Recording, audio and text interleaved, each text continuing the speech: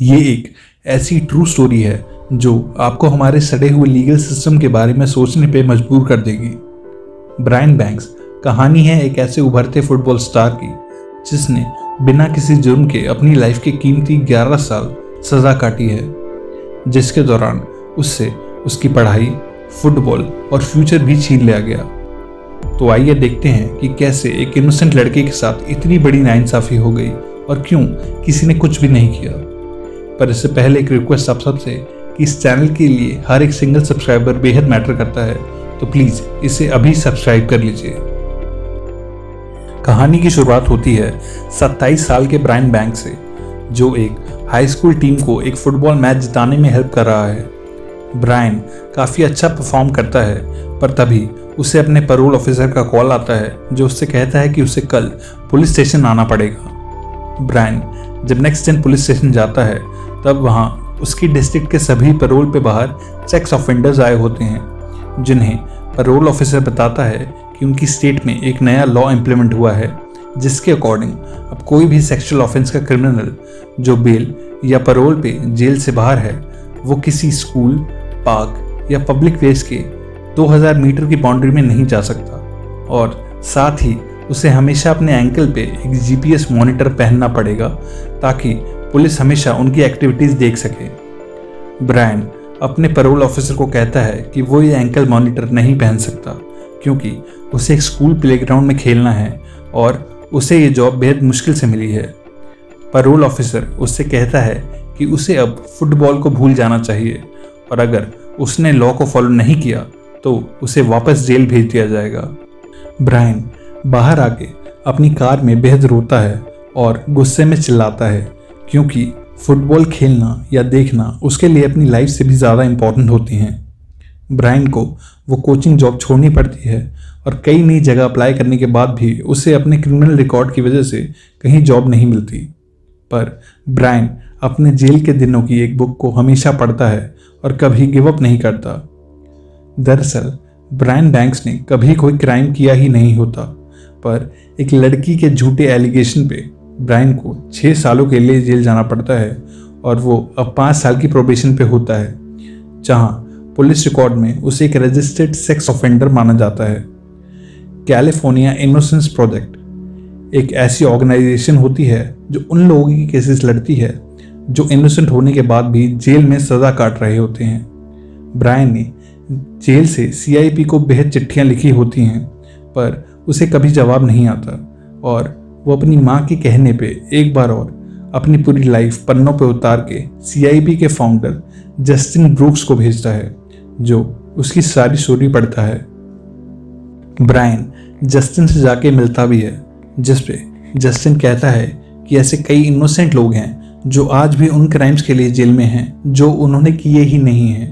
पर ब्रायन अपने 6 साल की सज़ा काट चुका है और उसके प्रोबेशन के 5 सालों में भी अब केवल 1 ही साल बचा है, इसलिए वो ब्रायन का केस नहीं लड़ पाएगा। ब्रायन कहता है कि सेक्स ऑफेंडर का एक टैग उसके साथ हमेशा रहेगा और दुनिया हमेशा उसे एज अ क्रिमिनल ही ट्रीट करेगी और वो अपनी लाइफ वापस चाहता है। जस्टिन उसे हेबियस कॉर्पस पिटीशन के बारे में बताता है और कहता है कि अगर वो कोई एक्स्ट्रा ऑर्डिनरी एविडेंस लेके इसके थ्रू अप्लाई करता है तो शायद जज उसका केस रीओपन कर दे। ब्रायन ऐसा ही करता है, पर कोर्ट उसकी अपील रिजेक्ट कर देता है। वो जस्टिन से दोबारा मिलता है और जस्टिन उसे समझाता है कि हमारा सिस्टम ऐसा ही है और बिना किसी बड़े और एक्स्ट्रा ऑर्डिनरी एविडेंस के कोर्ट कभी उसकी अपील कंसिडर नहीं करेगा। ब्रायन उससे कहता है कि वो जानता है कि इस सिस्टम को उसकी परवाह नहीं है, पर जस्टिन और CIP जैसी ऑर्गेनाइजेशंस ही ऐसे सिस्टम से ब्रायन जैसे लोगों को प्रोटेक्ट कर सकती हैं। जस्टिन ब्रायन को एक मौका देता है और अपने कुछ लॉयर्स को ब्रायन का केस स्टडी करने को कहता है। ब्रायन उन्हें अपना पूरा केस एक्सप्लेन करता है। ब्रायन को बेहद मुश्किल से एक कंस्ट्रक्शन साइट पर जॉब मिलती है, पर क्योंकि वो साइट एक बच्चों के पार्क के पास होती है, इसीलिए उसका PO उसे उस जगह से दूर रहने को कहता है। ब्रायन इस बीच एक जिम में जॉब के लिए अप्लाई करता है जहां उसका फ्रेंड ऑलरेडी ट्रेनर होता है। वहां ब्रायन की मुलाकात करीना से होती है, जो ब्रायन की ट्रेनिंग स्ट्रेंथ और एजिलिटी देख के उससे काफ़ी इम्प्रेस होती है। जब वो और ब्रायन कॉफ़ी पे जाते हैं तब वो ब्रायन से पूछती है कि उसने ब्रायन के बारे में काफ़ी सुना है और अब वो फुटबॉल क्यों नहीं खेलता। ब्रायन उसे बता देता है कि उस पर क्या चार्जेस लगे थे और करीना वहाँ से चली जाती है। ब्रायन को उस जिम में भी जॉब नहीं मिलती, पर कुछ दिनों के बाद करीना उसकी फ्रेंड बन जाती है। करीना एक आर्ट ग्रेजुएट होती है और ब्रायन के लिए उसका एक पोर्ट्रेट भी बनाती है। ब्रायन उसे म्यूजियम लेके जाता है जहाँ फिर से उसका पीओ उसकी जीपीएस लोकेशन देख के उसे फ़ोन करता है और बोलता है कि म्यूजियम भी एक पब्लिक प्लेस है और रजिस्टर्ड सेक्स ऑफेंडर्स का वहाँ जाना मना है। ब्रायन करीना को लेके एक खाली फुटबॉल स्टेडियम में आ जाता है जहाँ वो उसे बताता है कि कैसे वो यहाँ खेला करता था और उसके फैंस उसके लिए चीयर करते थे। करीना ब्रायन से पूछती है कि ब्रायन आज तक इतना काम कैसे है, क्योंकि अक्सर जेल जाके लोग बेहद वॉयलेंट और बुरे बन जाते हैं। ब्रायन उससे कहता है कि जेल में शायद वो भी ऐसा ही बन जाता, पर वहाँ एक आदमी ने ब्रायन का लाइफ को देखने का नज़रिया बदल दिया। जस्टिन अपनी 2 काउंसिल लॉयर्स को ब्रायन का केस देता है और ब्रायन उन्हें अपनी पूरी स्टोरी सुनाता है। वो बताता है कि कैसे वो बिना किसी फादर के अपनी माँ के साथ एक ऐसे नेबरहुड में बड़ा हुआ है जहाँ मैक्सिमम लड़के ड्रग्स लेते हैं या गैंग्स ज्वाइन करके क्राइम करने निकल पड़ते हैं, पर ब्रायन का गोल हमेशा से ही बस फुटबॉल खेलना था। ब्रायन अपने स्कूल का फुटबॉल स्टार था और हाई स्कूल में आने तक उसे मीडिया अटेंशन और USC university of southern California से स्कॉलरशिप भी मिली थी। क्योंकि ब्रायन स्कूल और डिस्ट्रिक्ट का एक पॉपुलर प्लेयर होता है, इसीलिए उसे बेहद फीमेल अटेंशन भी मिलती है। 15-16 साल की उम्र में ऑपोजिट जेंडर की तरफ अट्रैक्शन एक नॉर्मल बात होती है। ब्रायन की एक फीमेल फैन केनिशा उसे क्लास के बाद अकेले मिलने के लिए बुलाती है।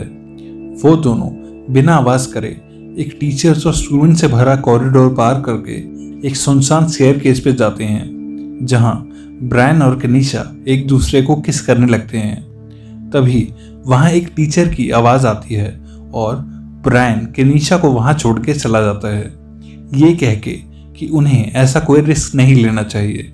पर केनिशा इस बात से बेहद रिजेक्टेड फील करती है और जब एक स्कूल गार्ड उससे पूछती है कि वो वहाँ क्या कर रही थी, तो वो उससे बताती है कि उसे वहाँ एक लड़का ज़बरदस्ती ले गया था जिसने उसका रेप किया है। ब्रायन को कुछ नहीं पता होता और वो अपनी क्लास में वापस चला जाता है, पर केनिशा अपनी बेस्ट फ्रेंड शायला और अपनी माँ को बताती है कि ब्रायन ने उसका रेप किया है। केनिशा की माँ स्कूल पे लैक ऑफ सिक्योरिटी का केस कर देती है और स्कूल उन्हें सेटलमेंट में $1.5 लाख देता है। उनके बयान पर पुलिस 16 साल के ब्रायन को उसके घर से अरेस्ट करके ले जाती है और उस पर सॉडमी, किडनैपिंग और रेप के चार्जेस लगाते हैं। ब्रायन की एक एमेच्योर लॉयर उसे नो कंटेस्ट प्ली करने की सलाह देती है, जिसका मतलब होता है कि डिफेंडेंट ना तो खुद को गिल्टी मान रहा है और ना ही नॉट गिल्टी। वो लॉयर उससे कहती है कि अगर तुम नो कॉन्टेस्ट प्ली करोगे तो तुम्हें बस 6 महीने की सजा होगी, कुछ सालों की प्रोबेशन के साथ। पर जज ब्रायन को 5 साल की प्रोबेशन के साथ 6 सालों की जेल की सजा सुनाता है और ब्रायन की माँ और वो लॉयर कुछ नहीं कर पाते। जेल में ब्रायन बेहद गुस्से में रहता है। जब भी वो टीवी पे फुटबॉल देखता है तो उसे रोना आ जाता है, ये सोच के कि उसका भी एक करियर हो सकता था।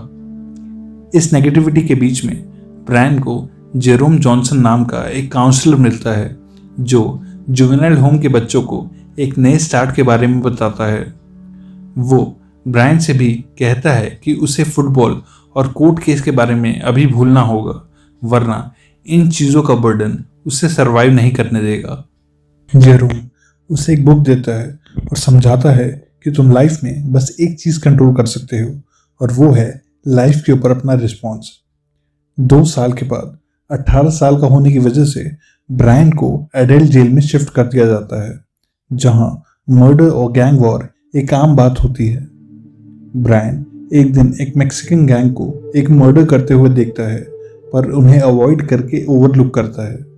स्टिल एक गैंग मेंबर ब्रायन को डराने लगता है और जेल के रूल्स के अकॉर्डिंग एक अकेले और वीक कैदी को सब टारगेट करते हैं और इसीलिए ब्रायन उसके अटैक से पहले खुद उसके सेल में जाके उसका जबड़ा तोड़ देता है। इस अटैक के पनिशमेंट में ब्रायन को 60 दिनों की सॉलिटरी कन्फाइनमेंट में डाल दिया जाता है। इतने टाइम तक अकेले एक बंद कमरे में रहने की वजह से ब्रायन का मेंटल बैलेंस खराब होने लगता है। वो हेलुसिनेट करने लगता है और उसे केनिशा और अपना कोच भी दिखाई दे रहे हैं। ब्रायन खुद से बातें करने लगता है और उसे सुबह और शाम में डिफरेंस समझ आना बंद हो जाता है। जब ब्रायन को लगता है कि वो उस कमरे में मर जाएगा, तब उसे जेरोम नजर आता है जो उसे फिर से समझाता है कि अपने बर्डन्स को छोड़ के माइंड को फ्री कर दे और मिराकुलसली ब्रायन 2 महीने की कन्फाइनमेंट सरवाइव कर जाता है। ब्रायन की कहानी सच में मूविंग होती है और वह दोनों काउंसिल जस्टिन के साथ ब्रायन के पुराने सभी हाई स्कूल क्लासमेट से पूछताछ करते हैं, पर ऑलमोस्ट 10 साल के बाद भी सब यही कहते हैं कि ब्रायन ऐसा नहीं कर सकता था। केनिशा की वो बेस्ट फ्रेंड शाइला लॉयर्स को बताती है कि ब्रायन के अरेस्ट होने के कुछ ही दिनों बाद केनिशा ने कहा था कि ब्रायन ने कभी उसके साथ कुछ नहीं किया और उसने बस अपनी माँ के कहने पे स्कूल से पैसे वसूलने के चक्कर में पुलिस से झूठ बोल दिया था। ब्रायन के केस में उस टाइम की पुलिस ने क्राइम सीन तक विजिट नहीं किया होता और ना ही उनके पास कोई विटनेस या डीएनए एविडेंस होता है। सरप्राइजिंगली इसी बीच एक दिन ब्रायन को केनिशा फेसबुक पे फ्रेंड रिक्वेस्ट भेजती है जिस पे ब्रायन बेहद डर जाता है, पर उसे ये एक अच्छा मौका लगता है और वो केनिशा को मिलने के लिए एग्री कर लेता है।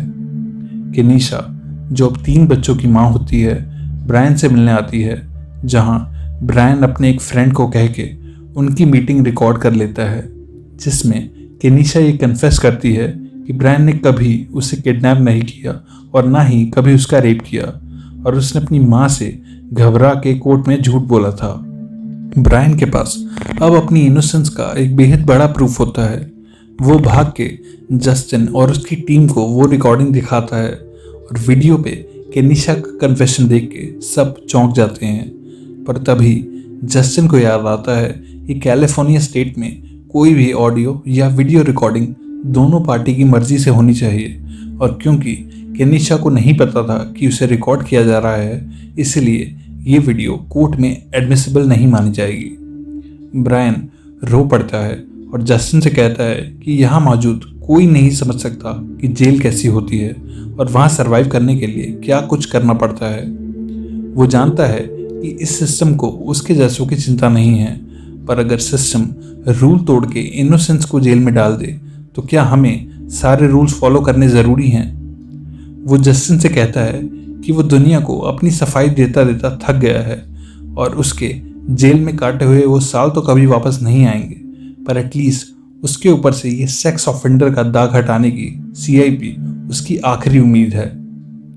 जस्टिन और सारी टीम ब्रायन को सुन के बेहद इमोशनल होते हैं और उसके लिए कुछ अलग करने का सोचते हैं। जस्टिन की टीम एक बार फिर से केनिशा का कन्फेशन लेने की कोशिश करती है, पर केनिशा अब गायब हो जाती है। जस्टिन डिस्ट्रिक्ट अटॉर्नी मैथ्यू से बात करने की कोशिश करता है, पर मैथ्यू उसे अवॉइड करता है, जिस पे जस्टिन उससे मिलने कोर्ट ही चला जाता है। वो मैथ्यू को बताता है कि इस केस में बेहद सारे लूप होल्स हैं और लॉस एंजलिस पुलिस डिपार्टमेंट ने सालों पहले एक इनोसेंट को जेल में डलवा दिया था। मैथ्यू कहता है कि वो ब्रायन से मिलना चाहता है। जस्टिन ब्रायन को कोर्ट आने को कहता है, पर ब्रायन को उसका प्रोबेशन ऑफिसर रोक लेता है क्योंकि ब्रायन उसे बिना बताए शहर से बाहर गया था। कई घंटों की तलाशी और एक्सप्लेनेशन के बाद ब्रायन कोर्ट पहुंच के मैथ्यू से मिलता है और उसे अपना सारा केस सुनाता है। मैथ्यू कहता है कि उसे केनिशा का रिकॉर्ड पे कन्फेशन चाहिए होगा, पर जस्टिन कहता है कि वो केनिशा को ट्रेस नहीं कर पा रहे। मैथ्यू कहता है कि बिना केनिशा के कन्फेशन सुने वो कुछ नहीं कर सकता। जस्टिन और उसकी टीम केनिशा का कन्फेशन वाला वीडियो वायरल कर देते हैं, जिसकी वजह से मीडिया और लोगों का सारा अटेंशन ब्रायन पे आ जाता है और लोग ब्रायन को सपोर्ट करने लगते हैं। वो वीडियो मीडिया में देख के मैथ्यू भी केनिशा को कोर्ट आने के लिए समन करता है। ब्रायन का पीओ उसे कहता है कि उस वीडियो के लिए शहर से बाहर जाके और केनिशा से मिलके उसने अपनी प्रोबेशन के रूल तोड़े हैं, जिसके लिए उसे वापस जेल जाना पड़ेगा। पर वो ब्रायन को रिपोर्ट नहीं करता क्योंकि उसने भी न्यूज़ में केनिशा कन्फेशन देखा होता है और वो समझ गया होता है कि ब्रायन कोई सेक्स ऑफेंडर नहीं है। फाइनली ब्रायन का केस रीओपन होता है, पर केनिशा कोर्ट हियरिंग में नहीं आती। जज जब केस हियरिंग एडजर्न करके चला जाता है, तब ब्रायन को केनिशा की मॉम कोर्ट रूम के डोर पर दिखती हैं।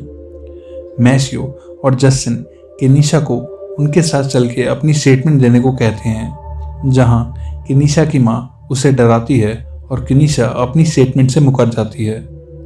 वो कहती है कि ब्रायन ने उसे $20,000 दिए थे वीडियो में झूठ बोलने के लिए। मैशियो केनिशा की माँ को रूम से बाहर भेज के उसे अपनी सालों पहले दी गई स्टेटमेंट के बारे में पूछता है, जिस पे केनिशा बार बार अपनी बयान बदलती है। फाइनली जब डीए, मैशियो और जस्टिन उसे सख्ती से पूछताछ करते हैं, तो वो कबूल कर लेती है कि ब्रायन ने उस रात सिर्फ उसे किस किया था और कभी उसका रेप या किडनैप नहीं किया। अब मैशियो और जस्टिन उसी जज से दोबारा एक हियरिंग मांगते हैं। हियरिंग में जस्टिन जज को बताता है कि कैसे ब्रायन के साथ नाइंसाफी हुई है और पुलिस ने जज को कई सारे इंपॉर्टेंट एविडेंस कभी दिखाए ही नहीं। मैशियो और लॉस एंजलिस पुलिस डिपार्टमेंट भी अपनी गलती कबूल करते हैं और फाइनली जज ब्रायन को इनोसेंट घोषित कर देता है। साथ ही ब्रायन का सारा क्रिमिनल रिकॉर्ड क्लीन करने का ऑर्डर दिया जाता है। जिस वक्त ये फैसला आया था, उस दिन मीडिया भी कोर्ट रूम में मौजूद था और ब्रायन के साथ जस्टिन और बाकी लॉयर्स भी काफ़ी इमोशनल हो गए थे।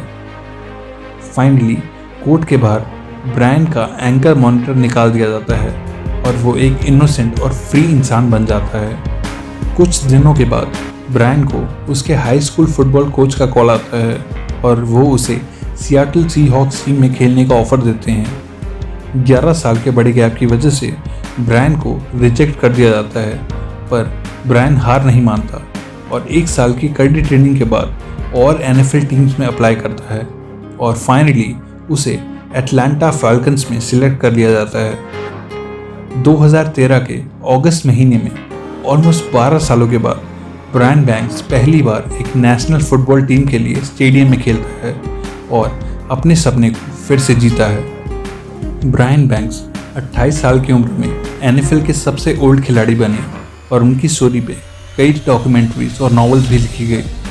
वो आज भी अपने जेल के दिनों के उस टीचर जेरोम जॉनसन के टच में हैं, जिसने उन्हें रास्ता दिखाया था।